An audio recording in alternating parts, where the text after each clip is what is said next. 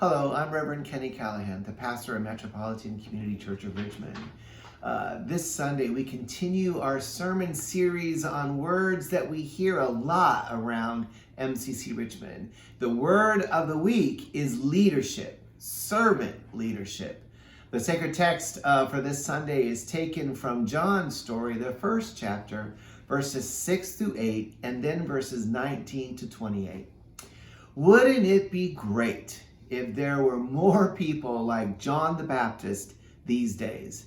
That was my initial reaction when I read this sacred text. I find it interesting that the gospel writers go to great lengths to make it clear that John the Baptist was important, but not as important as Jesus. Therefore, they help to make John's role and his ministry clear. He was a witness to the light. He was not the light. Why is this such a big deal?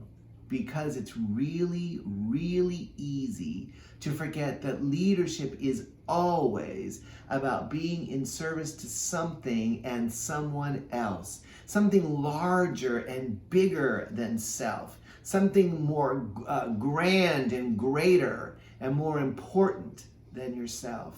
Make no mistake, John is a leader. Why else would the religious authorities come out and question him? He is also an influencer and therefore a potential ally or threat. And so they come out to interrogate him, perhaps to challenge him, or perhaps to woo him, or perhaps to discredit him. What's important is to notice that none of this bothers John at all. I believe it's because John was clear about his role and ministry. He knows who he is and he knows who he's not. He's not the light.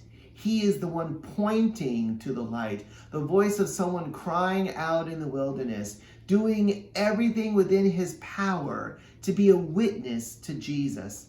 John knows who he is, and that includes knowing who he's not. Which is why I wish there were more leaders, especially elected leaders, more like John right now. More people who don't imagine or behave like everything and everyone revolves around them and their selfish, self-centered needs. We need more leaders who recognize that the office that they hold is not about being large and in charge or set up to serve them, but to serve others. So yes, I wish there were more leaders and more people in general who understood who they are and who they're not. Let's be clear, this isn't a problem limited to just one field or profession.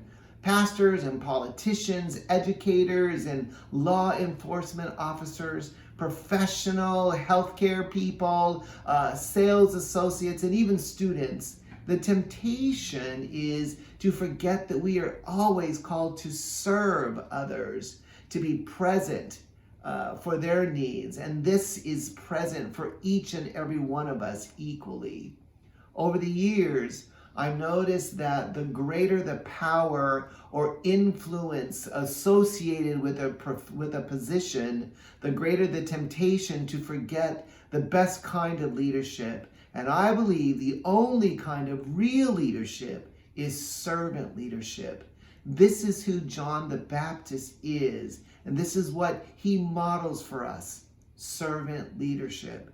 Who are you? They asked. He proudly answered them with clarity and confidence, I am not the Messiah. Then who are you? What do you say about yourself? John said, I am the voice of someone crying out in the wilderness, make straight our God's road. There's something incredibly empowering and life-giving about knowing who you are and who you aren't.